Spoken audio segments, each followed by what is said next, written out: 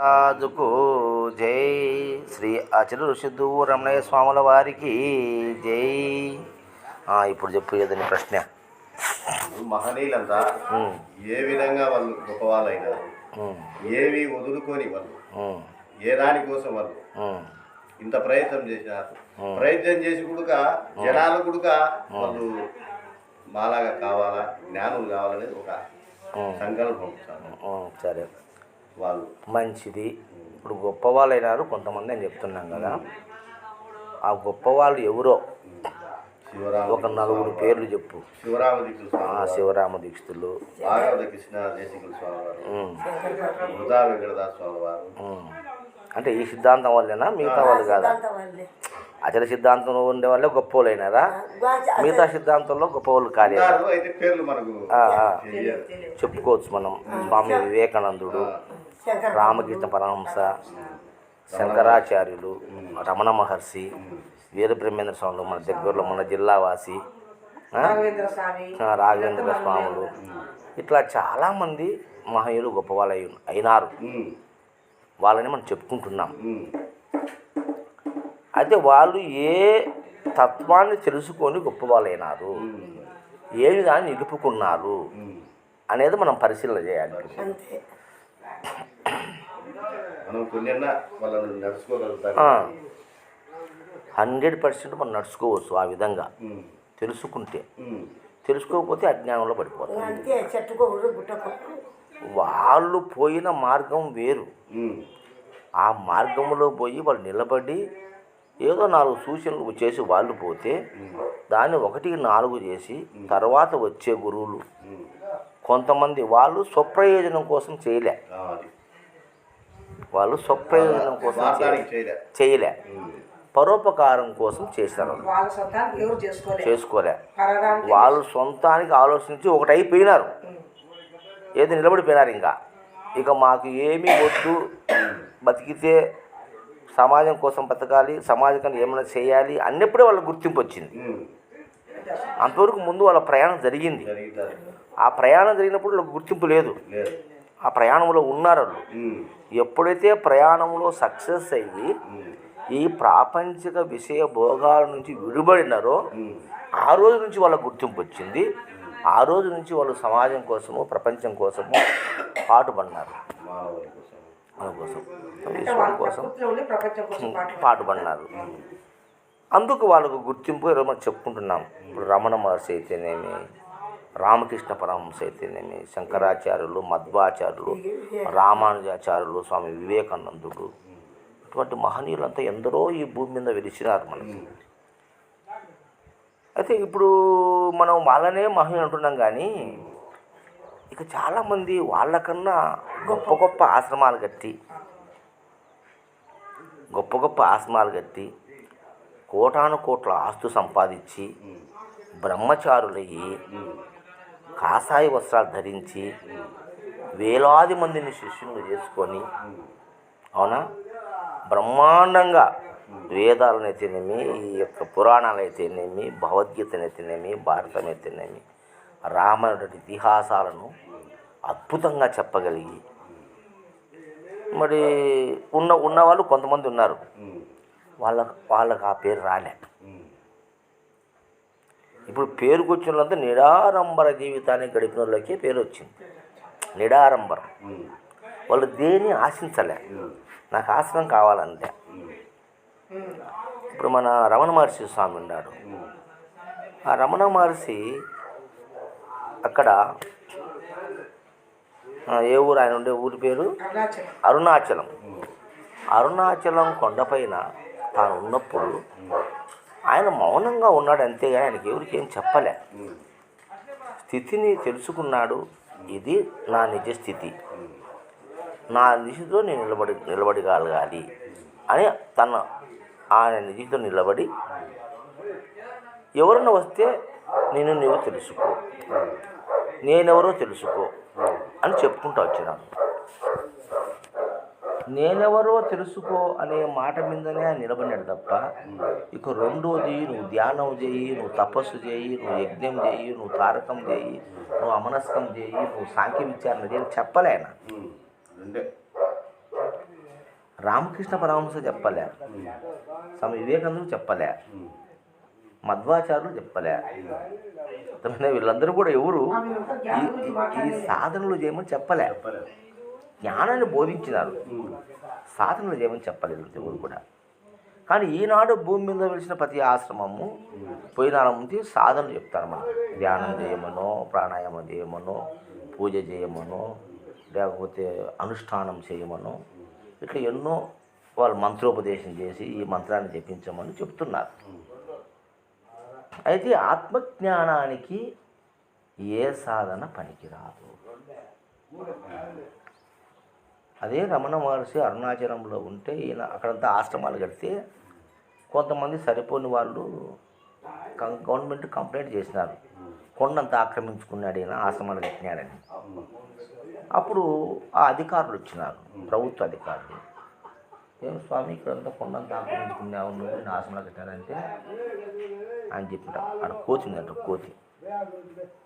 ఈ కొండ మీద ఆ కోతి ఎంతో నేను, ఆ కోతికి సంబంధించిన ఆస్తి కొండ మీద ఎక్కడా లేదు, నాకు కూడా లేదు.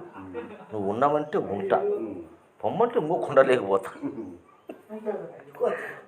అని ఈయన రమణమూర్తి చెప్పినాడు. ఆ కోతి ఎంతో ఈ కొండలో నేనంతే, ఇక్కడ నాది ఏంది లేదు, నేను కట్టుకోలేదు. కట్టుకుని అడుగు, వాళ్ళతో కట్టుకుని వాళ్ళని అడుగు, నాకు సంబంధం అవ్వలే. పొమ్మంటే ఇప్పుడే పోతాను నేను. నాదేమి నేను పోవాలంటే నేను ఇది ఖాళీ చేసి ఒక లారీ తెచ్చుకొని నా సామాన్లు వేసుకుని పోయేది లేదు. నా పుట్టుకోసి నాకుంది, నేను ఇట్లనే పోతా, నాకేం అక్కర్లేదు. అది అంటే ప్రపంచం పైన భ్రాంతిని వదిలేసి, అది పెద్దలు చెప్పిన మాటలు. ఈనాడు ఎందరో మహానుభావులు వచ్చి అనేక బ్రహ్మాండంగా ఆశ్రమాలు కట్టినారు, చేస్తూ ఉన్నారు అని వాళ్ళ మార్గం వాళ్ళది. సరే, ఇంకొకటి మనం ఆలోచన చేద్దాం. ఈ భక్తులంతా దేవుని కాడికి పోతున్నారు. తిరుపతి పోతే 2 గంటలు కాదు 2 రోజులు పడుతుంది దర్శనానికి. ఆ క్యూలో నిలబడి దొబ్బుకొని తోసుకొని మళ్ళా దక్షిణలు ఇచ్చి కానుకలేసి దేవునికి మొక్కుకొని వస్తున్నారు. వీళ్ళందరూ దేనికి పోతున్నారు? కోరికలు పోతారు. స్వామి మాకు అది ఇది అని మొక్కుతారు. ఏమి ఇస్తున్నారు వీళ్ళు స్వామికి? డబ్బులు ఇస్తారు, పూలు ఇస్తారు, టెంకాయలు ఇస్తారు, అవునా కదా? ఆ గుండెట్టి ఎట్టుకెట్టి ఇస్తారు నీకు అడ్డమని. ఏమి అవన్నీ ఇస్తారు, ఇవన్నీ ఇస్తారు. అప్పుడు ఒక భక్తుడు అడిగాడంట స్వామిని, మేము నిన్ను ఇచ్చండాము, మాకెందుకు? రామదాసు అడిగినాడు, ఎవడబ్బా సొమ్మాన్ని కొలుపు తిరిగితే రామచంద్ర చేపించి, లక్ష్మణుడికి చేయించి, తీకు చేయించి, సీతమ్మకు చేయించి మీరందరూ పెట్టుకొని తిరుగుతాడంటే ఎవడబ్బా సొమ్మనుకునే అని అని అన్నాడు. నిజం కదా మాట, నిజమే. దేవుడు అంటున్నాడు, సరేనైనా నాకు నువ్వేమి ఇచ్చినావు అని అడిగినాడు దేవుడు. పువ్వులు ఇచ్చినావు. పువ్వులు మీ నాయనయ్య, చెట్టు ఈ పువ్వు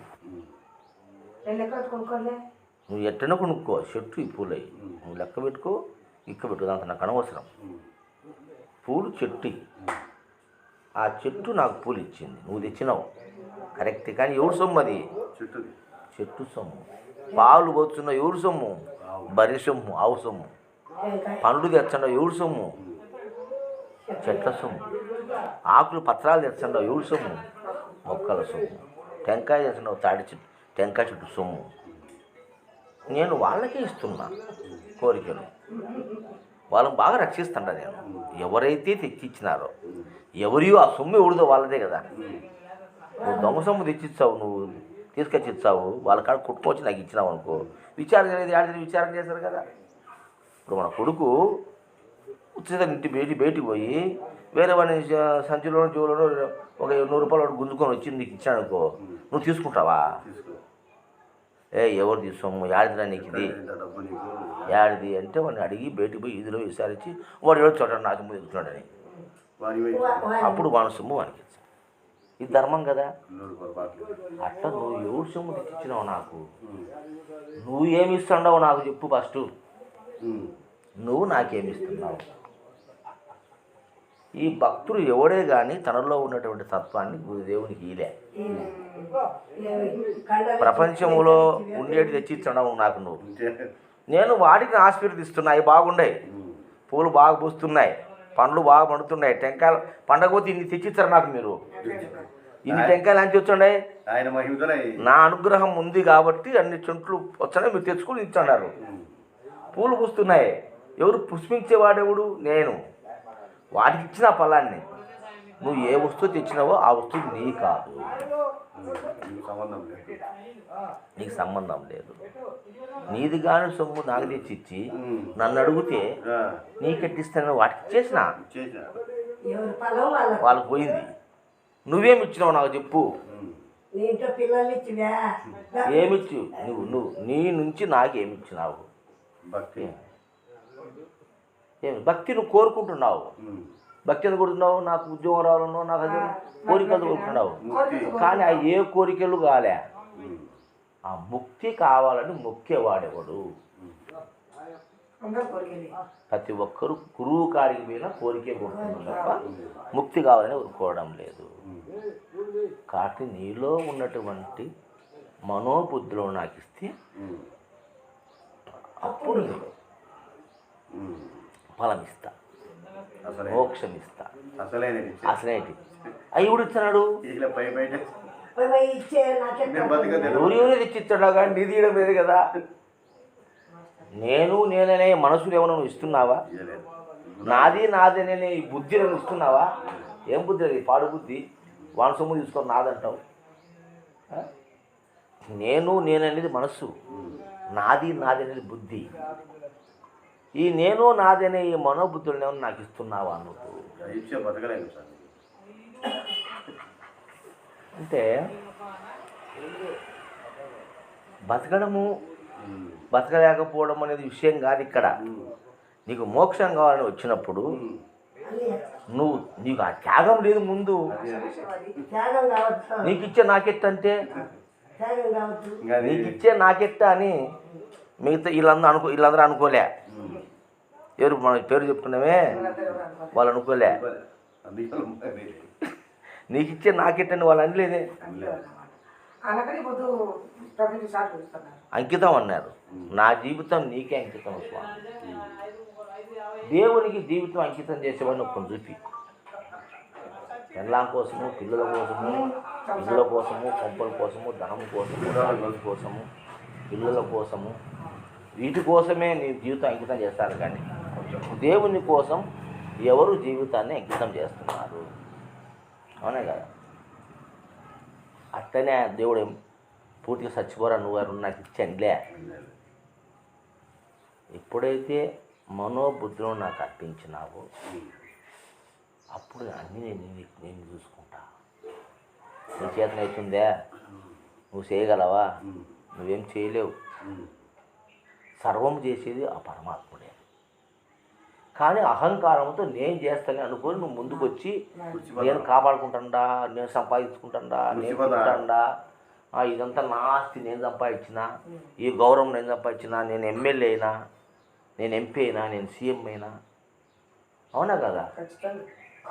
మరి ఎప్పుడు ఏది చేయాలో ఎందుకు చేయాలో ఆ పరమాత్మ తెలుసు, ఆయన చేస్తాడు. ధర్మాధర్మాలు మనకు తెలియవు. మనం బాహ్యంగా చూసి ఇది ధర్మం కదా అన్యాయం అనుకుంటాం. ఆయన అంతరంలో చూస్తాడు. ఆయన అంతరంలో చూస్తాడు. పరమేశ్వరుడు అంతరంలో చూస్తాడు, బాహ్యం చూడడు. మనం బాహ్యం చూసి ఏ పాపం చేయలేమ్మా వాడు అనుకుంటాం, కానీ అంతరం చూస్తాడు. అందుకే వేమనారుడు అంటాడు, అంతరంగమునందు అపచారములు చేయుతూ మంచివాణి వల్ల మనదుండు మెలుగుచుండు, ఇతరులు ఎరగకుండా ఈశ్వరుడు ఎరుగడా విశ్వదావిరామ వినరయ్యమ్మ. ఆయన మరి ఆయనే కదా నీకు ఫలాన్ని ఇచ్చేది. తనగుడుగా తనలో అనుకుంటారంటాడు, తనగుడుగా తను లోపలేమో మెరుగుతారంటాడు. ఆయనే లోపల ఉండేది. నేననే ఒక అహము చేత ఆయనను కనుక్కోలేము. మనము నేను చేసినాను, నాది, నా గొప్పది అని చెప్పుకుంటా ఉన్నాం. అయితే మరి మనము అంతరంగంలో అంతా అపచారములు చేసుకుంటూ మంచివాని మాదిరి మనం వెలుగుతూ ఉంటే ఇతరులు ఎరగకుండా ఈశ్వరుని ఎరగడా విశ్వదా విరామ వినరవేమ అన్నారు. అంటే ఆ మహాత్ముడు, ఆ మహనీయులు ఇప్పుడు ఎవరైతే మేము మహనీయులు అని చెప్పుకున్నామో, ఎవరైతే మహాత్ములు అని అనుకున్నామో వాళ్ళు ఎందుకు మహాత్ములైనారు, మనం ఎందుకు మహాత్ములం కాలేకపోతున్నాము అనే మాటకు వారు మనోబుద్ధులను భగవంతుడు అర్పితం చేసినారు. మనము నటిస్తున్నాం.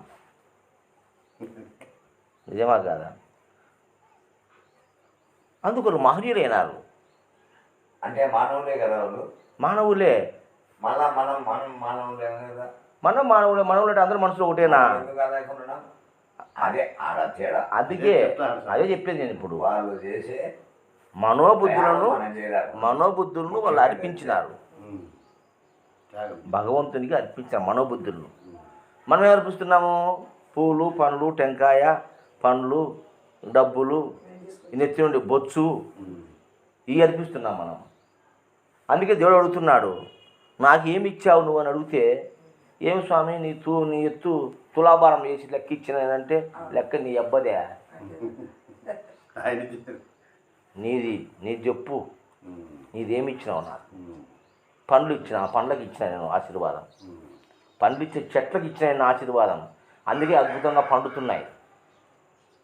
టెంకాయలు కొడుతుండ అన్నా కాడ ఆ టెంకాయ చెట్లకి ఇచ్చిన ఆశీర్వాదం, అవి పండుతూ ఉన్నాయి. నీదేమి ఇచ్చినావు నాకంటే వీడు ఏమీ లే, అంతా ఉద్దరు సొమ్మే. అందుకే ఉపమానం చెప్పింది, ఒక పిల్లోడు రోడ్లో 100 రూపాయలు తీసుకొని వచ్చి తండ్రికి ఇచ్చే యాడికి అని అడగాల. యాడు సిక్కింది మా వారికి జోలుడుకొని పోయేవాళ్ళు 1,000 మంది తీసుకొని వచ్చే వాళ్ళు ఉన్నారు. అది కాదు, ఈ డబ్బులు ఎక్కడివి అని అడిగేవాళ్ళు కావాలి. అప్పుడు వాడు నిజం చెప్తే, చెప్పకపోయినా వీధిలోకి పోయి ఈ మా వాడు 100 రూపాయలు చేయవద్దంటే వాడు ఏడ్చుకుంటూ వస్తాడు నాదని, వానికి ఇచ్చాడు. అట్లా దేవుడు, నువ్వు దేవుని కాడికి నీ సొమ్ము తెచ్చిలే, ఎవరెవరు సొమ్ము తెచ్చిస్తాడో వాళ్ళకి ఇచ్చినాడు ఈయన. నీదేమి ఇచ్చినావు నాకు? నీది ఏముంది అసలు? ముందు నీదేముందని నువ్వు గుర్తించినావా? ఈ ప్రపంచంలో ఉండే ఏది నీది కాదు, నాది. నీ దేహం కూడా నాదే.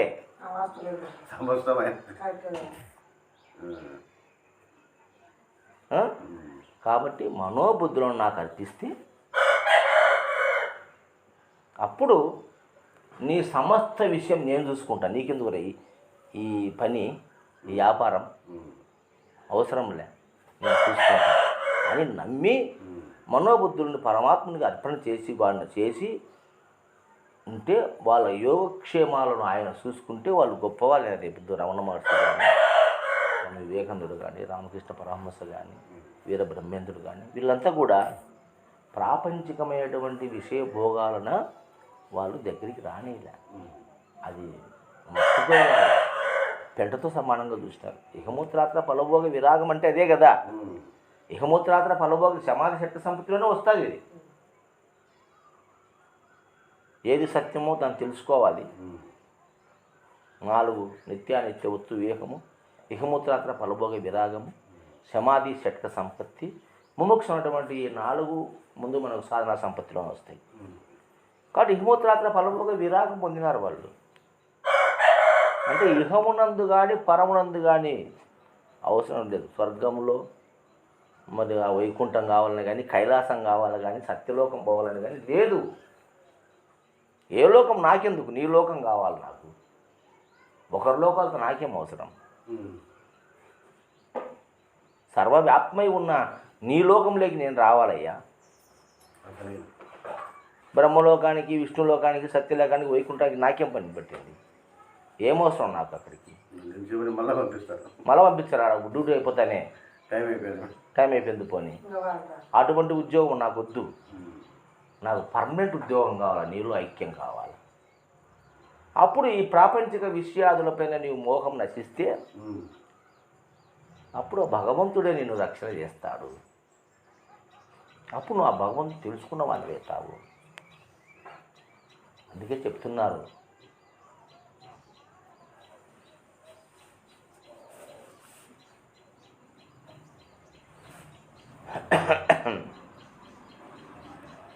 జ్ఞానము లేకపోతే మోక్షము కలగదు.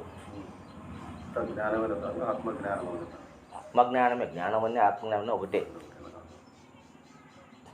జ్ఞానదేవతు కైవల్యం, జ్ఞానదేవతు కైవల్యం. శ్రద్ధావాన్ లభతే జ్ఞానం, జ్ఞానదేవతు కైవల్యం. కాబట్టి జ్ఞానం అనేది లేకపోతే మోక్షము కలుగదు. ఇది శృతివాక్యము.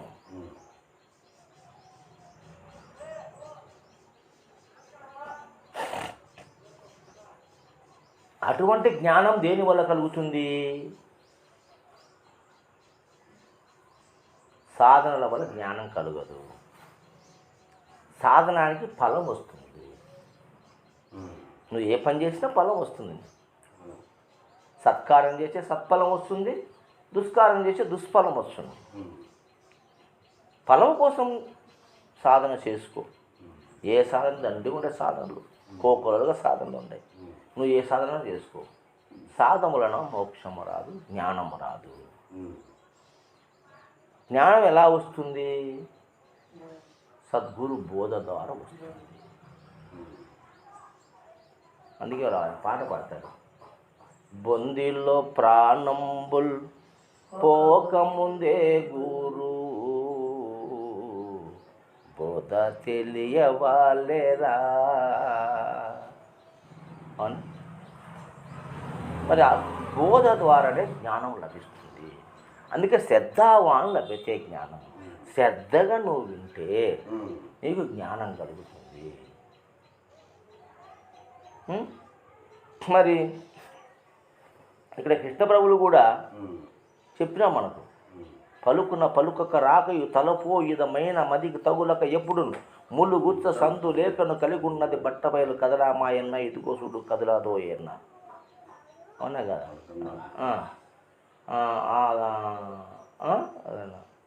కాబట్టి ఇంకో కందార్థంలో వస్తుంది, నిలిచుండు. అది కాదు, ఇంకో కందార్థంలో అదే.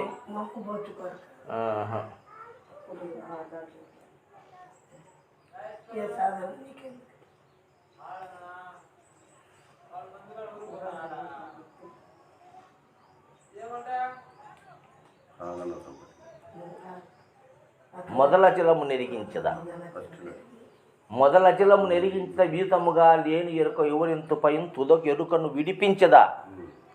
మదిలో నా మాట నమ్మి మరివింటివేని చెంచల బుద్ధి మానింటివేని పదుగూరు నిన్ను చూసి బలి సభా శీత్రోవ నీకెదున నేజేసదా. మరివింటివేని చెంచల బుద్ధి ఏం చెప్పాడు అక్కడ?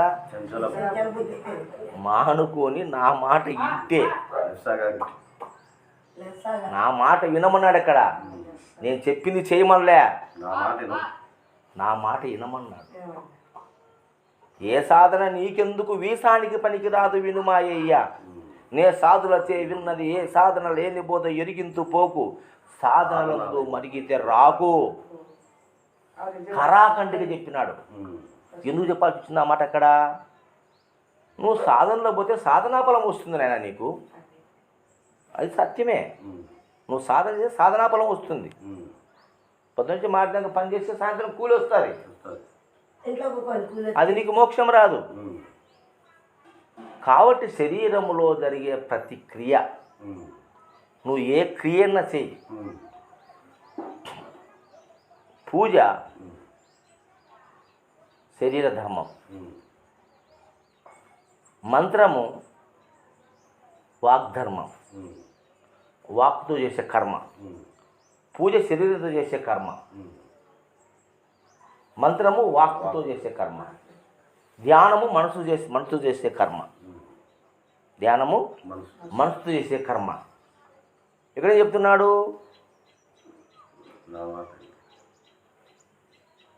పలుకున పలుకక రాకయు తలపో విధమైన మదికి తగలదు ఇది. కాబట్టి మనసుతో నువ్వు ఏ పని చేసినా ప్రయోజనం లేదు. కాబట్టే ఏ సాధన నీకెందుకు వీసానికి పనికిరాదు వినుమాయ్య, నే సాధుల విన్నది, నేను పెద్దలా తెలుసుకున్నానయ్యా. ఏ సాధన లేని బోధ ఇరిగింతు పోకు, సాధనలందు మరిగితే రాకు. ఏది నీకు మోక్షం కావాలనుకుంటే, నీవు ఆ పరమాత్మ స్వరూపం నువ్వే కావాలనుకుంటే నీకు సాధనతో పని లేదు. నా మాట విను, నేను పెద్దగా తెలుసుకొని వచ్చిన అది నీకు చెప్తా. అవునా కదా? కాబట్టి బ్రహ్మంగారు సిద్ధయ్యను, స్వామి నాకు ఏమి చెప్పకుండా పోయినారు మీరు, ఈ జన్మకి ఇంతేనా, నాకు మోక్షం లేదా అంటే, నీకు లేదురా ఈ జన్మలో, మరో జన్మ వరకు నువ్వు వెయిట్ చేయాల్సిందే అని చెప్పినాడు. కానీ నువ్వు పలానా సాధన చేసుకోపో నీకు మోక్షం కోసం చెప్పలేదు.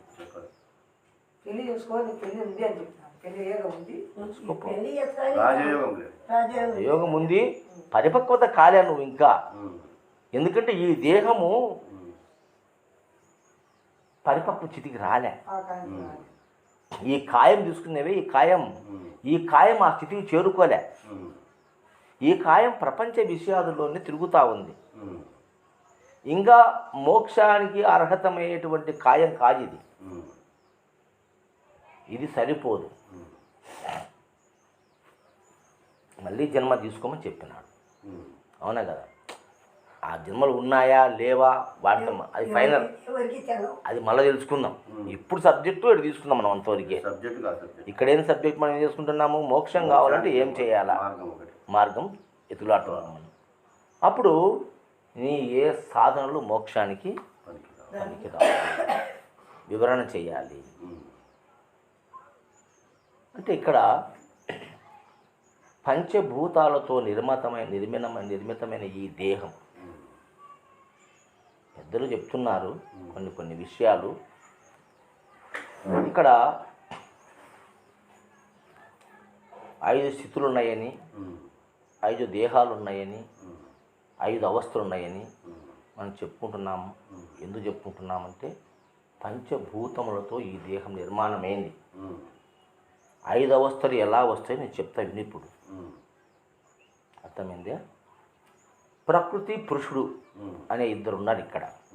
ప్రకృతి పురుషుడు. ప్రకృతి అంటే 3, అంటే కంటికి కనిపించేది ప్రకృతి. పురుషుడు అంటే కంటికి కనిపించండి పురుషుడు. కంటికి కనిపించే ప్రకృతి జీవుడు, కంటికి కనిపించని పురుషుడు ఈశ్వరుడు. అవునా కదా? బాగా ఆలోచన చేయండి. ఇక్కడ రూపనామముగా కనిపించే ఏ ఉపాధి అయినా 3 ధర్మాలతో పెరుగుతుంది. 3 ధర్మాలు: భూమి, జలము, అగ్ని. ఈ 3 ఉంటే ఒక రూపం వచ్చేస్తుంది. ఆ రూపాన్ని నడిపించేది 2 ఉన్నాయి, అది వాయువు, ఆకాశం. అవునా? నువ్వు రూపంగా ఉన్నంత వరకు, ఈ దేహము నేను అని నువ్వు అనుకున్నంత వరకు జాగ్రత్త, స్వప్న, సుషుప్తి ఈ 3 అవస్థలోనే నేను తిరుగాడుతూ ఉంటావు. అయ్యే నీకు గుర్తుకొస్తాయి. వాటి మీదనే పోరాటం చేస్తావు, వాటి మీదనే ప్రయాణం చేస్తావు, వాటిలోనే ఇరుక్కొని ఉంటావు. అవునా? అయితే ఈ 3 స్థితులు కాకుండా 4వ స్థితి ఒకటి ఉంది. ఆ 4వ స్థితి తెలుసుకోవడానికి సాధన అక్కర్లేదు, వివరం చేసుకోవాలి. సాధన చేసి ఏం తెలుసుకుంటావు నువ్వు? ఏముందని తెలుసుకుంటావు? సాధన చేసుకుని నువ్వు సాధనతో ఏది కాదు, ఇక్కడ వివరం చేసుకోవాలి. ఇప్పుడు 3 భూతాలు అయిపోయినాయి: భూమి, నీరు, అగ్ని. ఈ 3 భూతాలే జాగ్రత్త, స్వప్న, సుషుప్తి. జాగ్రత్త అంటే భూమి, అంటే రూపం. అంటే ఘన పదార్థంగా కనపడేటువంటి ఈ భూతత్వంలో దీన్ని జాగ్రత్త అవస్థ అన్నారు. పృథ్వీ. జలము స్వప్నావస్థ. ఎట్లా? ప్రతిబింబం. భూమిలో చూస్తే మన ప్రతిబింబం కనపడదు, అగ్నిలో చూస్తే మన ప్రతిబింబం కనపడదు, వాయువులో చూస్తే నీ ప్రతిబింబం కనపడదు, ఆకాశంలో చూస్తే నీ ప్రతిబింబం కనపడదు, జలములో చూస్తే నీ ప్రతిబింబం కనపడదు. అవునా కదా?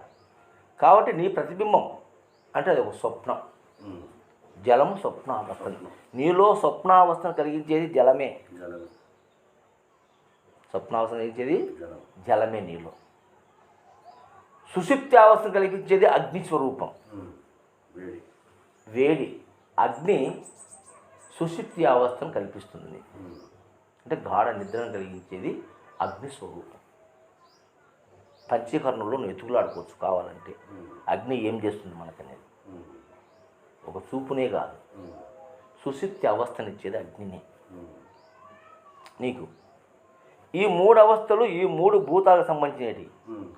అయితే 4వ భూతమైనటువంటి వాయువు ఈ 3 భూతాలకు ఉన్న భిన్నంగా, ఈ 3 భూతాలకు అతీతంగా తాను సాక్షిగా ఉంది. అదే శ్వాస. అవునా? శ్వాస అనేది నీ 4వ స్థితి. దానికోసం ఎదురులాడాల్సిన అవసరం లేదు, గ్రంథాలు చదవాల్సిన లేదు, శాస్త్రాలు చదవాల్సిన అవసరం లేదు, సాధన చేయాల్సిన అక్కర్లేదు. నీ 4వ స్థితి శ్వాస. అంటే ఈ 3 అవస్థల్లో నువ్వు ఉన్నప్పటికీ తాను మెలకువలో ఉంది, తాను మెలకువలో ఉంది, తాను జాగృతిలో ఉంది.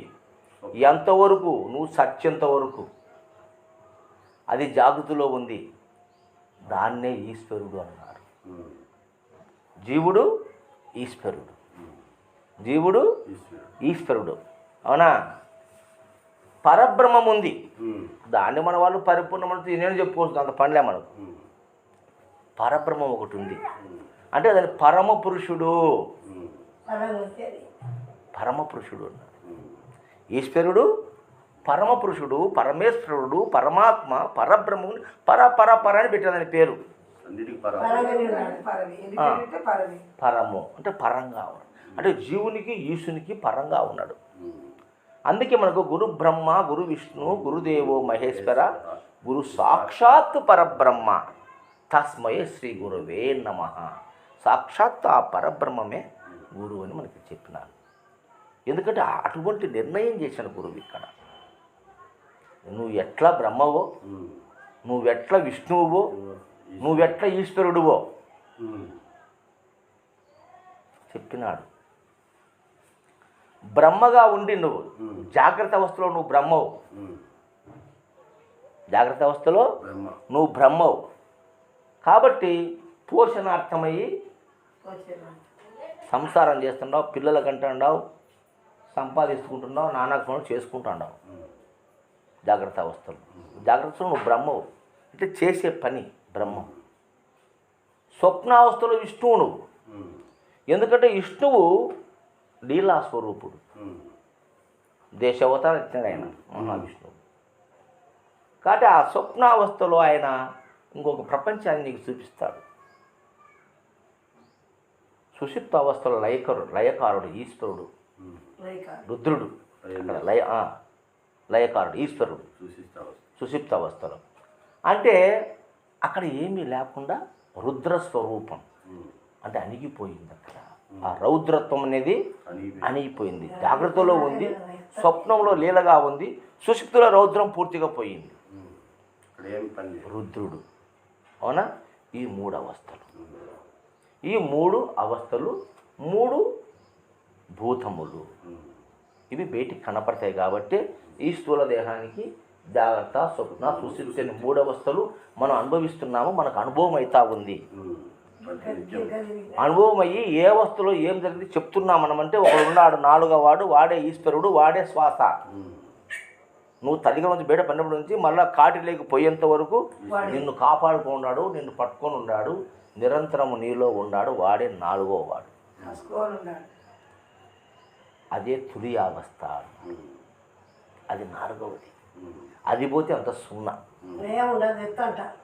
అది పోతే అంత సున్నా. దానే చెలియించదు ఆకాశము చలనంబే వాయువును సాటింపదవును చలనమే విశ్వము తానన చలనమే తను వెరుకలైన జగమైన సుత అని అక్కడ ఆ 4వ వస్తున్నటువంటి ఈశ్వరునికి చెప్పిన మాట.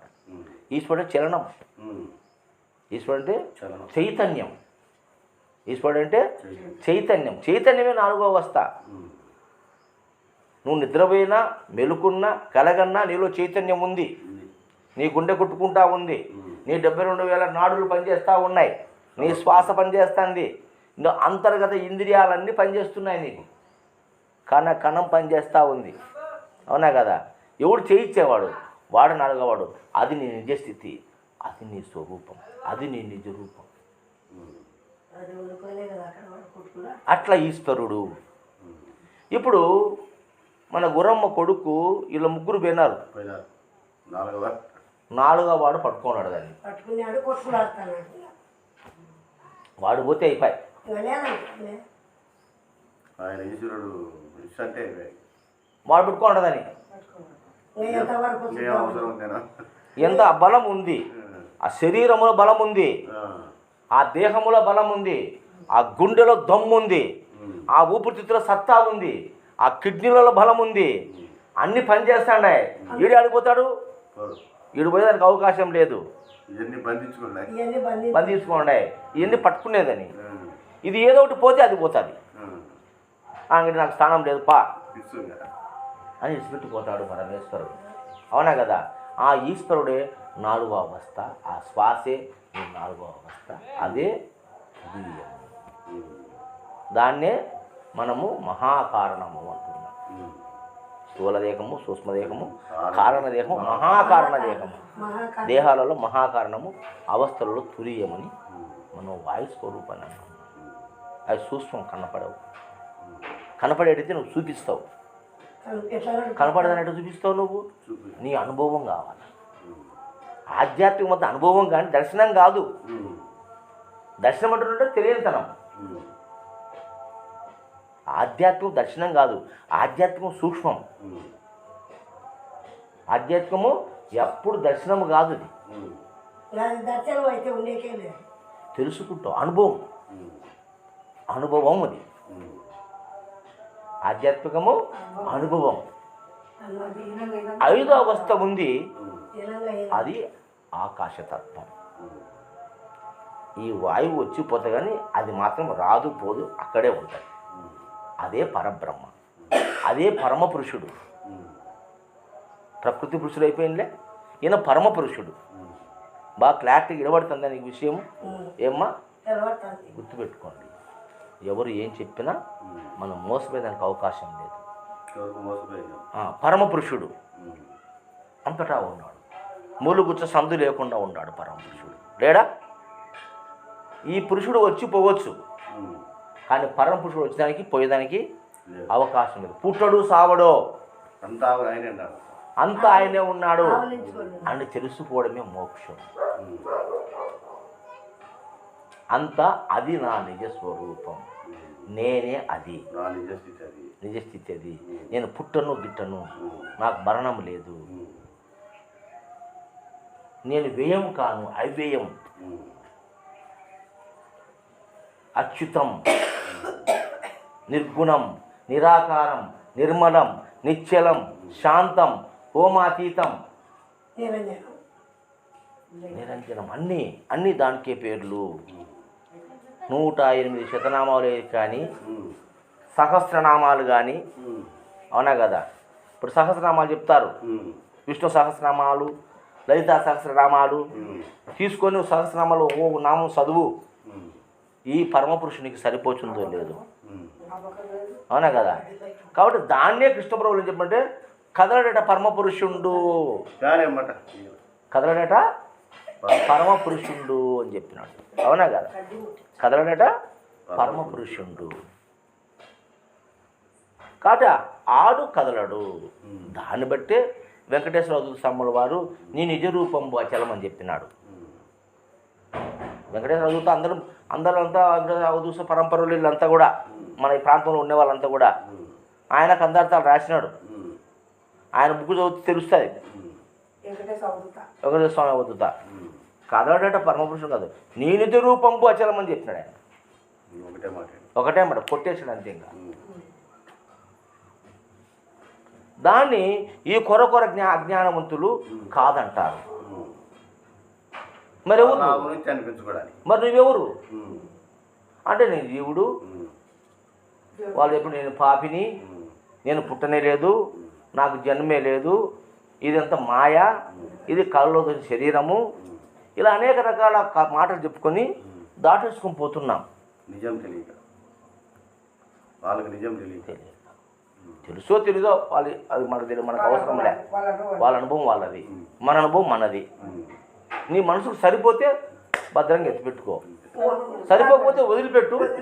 ఎందరో మహానుభావులు చెప్పేవాళ్ళు ఉన్నారు, వినండి. మీకు అనుభవానికి వస్తే దాన్ని పట్టుకోండి, వద్దనేదిలే. అది వారి ఆధ్యాత్మం అనేది గుంపుకు చెప్పేది కాదు. గుంపులో 100 మంది ఉంటారు, 100 మందికి అర్థమై సత్య కదా ఇది.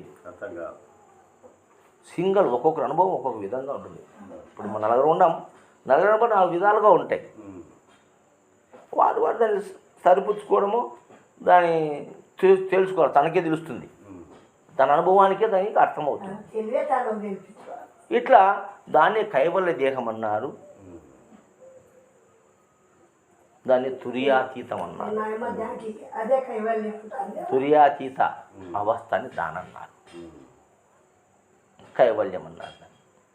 దాన్ని మన పెద్దలు కూడా కేవలాత్మ అని కూడా, ఆత్మ పరమాత్మ చెప్తూ కేవలాత్మని 3 పేర్లు పెట్టినారు. ఆత్మ, పరమాత్మ, కేవలాత్మ అన్నారు. అదే కేవలాత్మని అచల సిద్ధాంతులు పరిపూర్ణం అంటున్నారు. గ్రంథంలో రాసినారు, నోట చెప్పడం కాదు, గ్రంథాల్లో రాసుకున్నారు.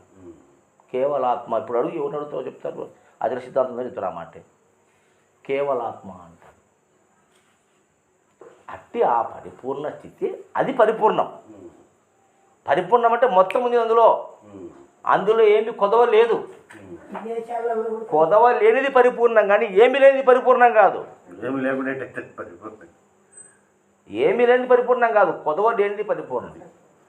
కొదవ ఉంటే అసంపూర్ణమవుతుంది, కొదవ లేనిది పరిపూర్ణం. అంటే అందులో అనంతమైన విశ్వం ఉంది. అందులో ఆకాశము, వాయువు, అగ్ని, జలము, పృథ్వీ, ఇలా అనేకమైనటువంటి ఉన్నాయి. దాన్ని మనం ఈ ఉత్త బట్టబలి ఏమీ లేదంటే ఎట్లా విమర్శించడం లే, తప్పుగా భావించద్దండి. బ్రహ్మజ్ఞానులు ఆలోచన చేయండి, విమర్శ చేసుకోండి. పరిపూర్ణం అనే మాటకు అర్థం ఏంటి? సంపూర్ణం అంటే ఏంది? పూర్ణం అంటే ఏంది? నువ్వు చెప్పిన నేను అదొక వీడియో ఉంది, పూర్ణం, సంపూర్ణం, పరిపూర్ణం అని కొడితే వస్తుంది. మన యూట్యూబ్ ఛానల్లో వీడియో ఉంది, దాని గురించి క్లియర్గా చెప్పిన అక్కడ. అట్లా పరిపూర్ణం అంటే సర్వము ఉన్నది, ఏ కొదువ లేకుండా ఉన్నది, ఇంచు కూడా కొదవ ఉండదు. నేను చెప్పింది ఆమె టీచరు సింపుల్గా చెప్పింది. ద్వైత, అద్వైత, విశిష్ట అద్వైతంలో ఎవరైనా చెప్తే మనం గొప్పగా తీసుకోవాలి విషయం. అద్వైతము, ద్వైతం అంటే 2 సున్నాలు పెట్టింది, ఈ 2 ఉన్నాయని. అద్వైతం అంటే సున్నాలో పెద్ద సున్నా, చిన్న సున్నా పెట్టింది, ఇది దేవుడు 2 ఒకటే అని. విశిష్ట అంటే గీత మీదనే గీత గీసింది, అది కైవల్యం అని. ఇంకా అంటే 2 లేదు, ఒకటే ఉంది అని. అదే పరిపూర్ణ, అదే కైవల్యం. మరి అది మనం తీసుకోవాలి కదా, మంచి మాట. ఎవరు చెప్తేనేమి? ప్రహ్లాదు చెప్తే తీసుకున్నారు, చిన్నపిల్లోడు చెప్తే, మార్కండేయుడు చెప్తే తీసుకున్నారు, పెద్ద పెద్ద మునులు తీసుకున్నారు, అవునా కదా? చిన్నపిల్లోడు చెప్తే. మరి అట్లా మంచి మాట, వినదగిన మాట, తెలుసుకోవాల్సిన మాట ఎవరు చెప్పినా మనం విన్నాను. కాబట్టి ఈ 5 అవస్థలు ఉన్నాయి, 5 అవస్థలు ఉన్నాయి, నువ్వు 3 అవస్థలు ఉండావు, 4 అవస్థలకు నువ్వు పోవాలా? పోయేది లేదు, వచ్చేది లేదు. 5 అవస్థలో నువ్వు ఉన్నావు. 5 అవస్థలు సంపూర్ణంగా ఉంటేనే మనం నువ్వు ఉండావు. 5 అవస్థలు నీ నాలో లేకపోతే నువ్వు తెలియదు. కాబట్టి తెలిపేవాడు గురుడు. నీకు తెలియదు పాపం, తెలిపేవాడు గురుడు. తెలుసుకున్నావు అయిపోయాయి. గురువే శిష్యుండాయే, శిష్యుడే గురువాయే. గురువు శిష్యుల మధ్య గుర్తు ఏమంటాలే అసలైన గురువు ఉండాలా శిష్యుడు ఉండాలా ఉండాలి. ఆశలేని గురువు కలవసలేని శిష్యుడు ఉండాలి చెప్తాను. మన టీచర్లే మన దూరం కూడా చెప్పినాడు, కపటము లేని గురువు, చపలత లేని శిష్యుడు. ఆ బుక్లో రాసిన ప్రమాదమైన ప్రవాసం. కపటము లేని గురువు, చపలత లేని శిష్యుడు ఉంటే వారిద్దరి మధ్య బంధం అంత అద్భుతంగా ఉంది. కాబట్టి ఇది అదే 5 అవస్థలు అంటే ఎక్కడో నీకు నీ లోపల యాడో లేవు అవస్థలు. ఇప్పుడు 5 అవస్థలు తిరుగు చెప్పినా కదా, నిన్ననే చెప్తునుకుంటే నేను వాయిప చెప్పినాక మళ్ళీ వ్యతిరేకపోతుంది. ఎందుకు తట్టుకోపోయా ఇలా ఎందుకు మన శిష్యులకు చెప్పుకుందాంలే, అదే ఆదివారం మాట చెప్దాంలే మనసులో ఉండింది నాకు. ఇప్పుడు ఆ సభలో చెప్పినావు అనుకో, ఆయన ఏమన్నాడు, అందరూ 3 సత్యాలు 4 ఎవరు పోలే అంటున్నాడు. దాంట్లోకి పోవాలంటే తారకం చేయాలి బాగా అంటున్నాడు. తారకము గీరకము తారకము పలుకంతా అది వాచ్య కర్మ అంటారు. చెప్పేదంతా కర్మ, చెప్పేదంతా చేసేదంతా దేహ కర్మ అంటారు. ధ్యానమంతా మనసుతో చేసే కర్మ. ఈ కర్మలన్నీ ఏది కూడా నీ మోక్షానికి పనికిరావు. కాబట్టి సాధన ఎందుకు? సరే, ఇప్పుడు 3 నెలల నుంచి మీకు వస్తున్నా, మీరు ఏ సాధన చేసినది ఇంత జ్ఞానం వచ్చింది. ఇప్పుడు జ్ఞానం సంపాదిస్తున్నారు కదా మీరు, ఏ సాధన చేయలే కదా. ఇన్ని ఏళ్ళ వరకు సాధన చేసింటే జ్ఞానం వచ్చిందే. సాధనకు జ్ఞానం రాదు, బోధకే వస్తుంది. అక్కడ సాధనా సంపత్తి అంటే ఏమన్నాడు? నిత్యానిత్య వస్తు వివేకము, ఇకమూత్రాత్ర ఫలభోగి విరాగము, సమాధి శక్త సంపత్తి, ముముక్షత్వం, ఇది తెలుసుకోమన్నాడు ఆయన. సాధన చేసి రాబోయి నువ్వు కళ్ళు మూసుకు కూర్చుంటే వీషానికి పనికిరాదు వినమాయ్యా, అవసరం లేదా ఏంది? దీని మళ్ళీ సాధన సంపత్తి నీకు సాధన అక్కర్లేదు అంటే మళ్ళా దానికి కూడా చెప్పాడు ఆయన. మొద్దులనైనను దొలుతురు బద్దుల బద్భత్వమణి పాలు చేతులు మీ వద్దకు వచ్చిన కానీ పరిశుద్ధపు బోధోక్తమైన సూక్తులు గుప్పి అందుకు తగిన యుక్తులు చెప్పి. అదే కృష్ణప్రభుడు రాసిన కందార్థం తీసుకుని చెప్తాను నేను. బోధ క్లియర్గా చూపిస్తా అంతా. మీరు తెలియక 2 కందార్థాలు నేర్చుకునేది, అది ఏదో గొప్ప అనేది, మా గురువు చెప్పాడని, మా గురువే గొప్ప అని, ఇట్లాంటి మాయలో పడి వీళ్ళంతా కూడా బ్రహ్మ విద్యను పక్కదో పట్టిస్తున్నారు. ఈ తెలియని అమాయకులు కొంతమంది పాపం శిష్యులుగా ఉన్నవాళ్ళు అవిద్యావంతులు, విద్య లేని వాళ్ళు వాళ్ళ బోన్లో పడి అదే అని నమ్మకం. నమ్మకం అంటేనే చెప్పిన నమ్మకం అంటేనే అబద్ధమని, నమ్మకం అంటే నిజము కాదని, నమ్మకం అంటే నిజము కాదని.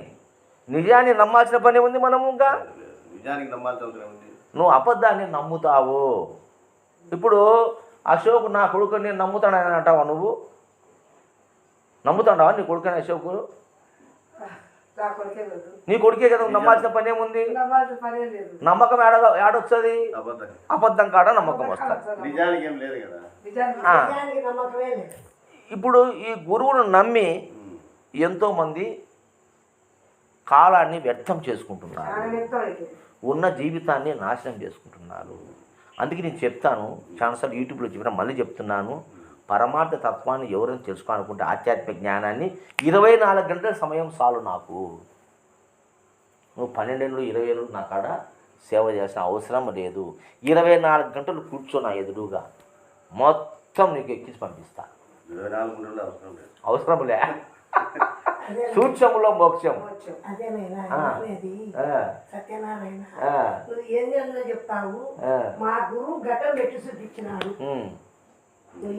సూక్ష్మములో మోక్షం అనేంత ముందు ఎప్పుడు మొట్టమొదటిది ఆడబెట్టిన సభ మన తొలి ఏకాదశికి ఫస్ట్ చేసినప్పుడు సాధించినాక చేసినప్పుడు నువ్వు అప్పుడు మొట్టమొదటి చేసినప్పుడు ఆ వద్దుని పుల్లారెడ్డి స్వామి అందరూ వచ్చినారు మన సభకు. ఆడ ఛాలెంజ్ చేసిన, దువ్వూరు రామనాయక స్వామి శిష్యులు అంటే మీరు ఏమనుకుంటున్నారో, పులులు. క్షణములో మోక్షాన్ని ప్రసాదిస్తాను చెప్పి నా బుద్ధే. సమయం అక్కడలే 12 ఏళ్ళు చేయాలా, 20 ఏళ్ళు చేయాలని చెప్తుంటే వీళ్ళందరూ 12 ఏళ్ళు గురుసేవ చేయాలా, తర్మాదం అర్పించాలా, చతుర్సూజాలంటే అయ్యా అవన్నీ అక్కర్లేదు. క్షణములో